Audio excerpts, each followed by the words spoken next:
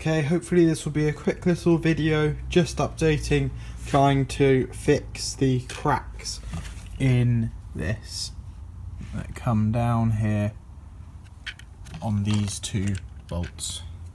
So I'll take this apart, see if I can fix this, put it back together. If it doesn't work, then there'll be another update video. If it does hopefully work, then this should be it. Success in the garage.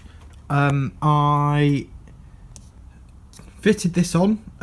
This just needed, before putting the bolts in, these welds that hold this bracket together aren't perfect, so it just needed tapping on. It's basically there. To eye, it's at 90 degrees and those are parallel, but it just needed tapping on just a tiny bit for this to slide on, and then the bolts slid in really easily and tightened up.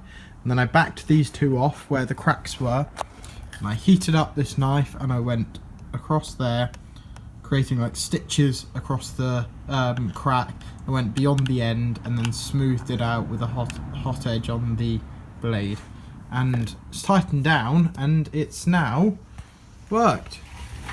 So now the drivetrain sort of main body engine replacement is done, and it is not light, but I think it's lighter than a GX200. Granted, batteries are much heavier than a fuel tank, and that's this bit done.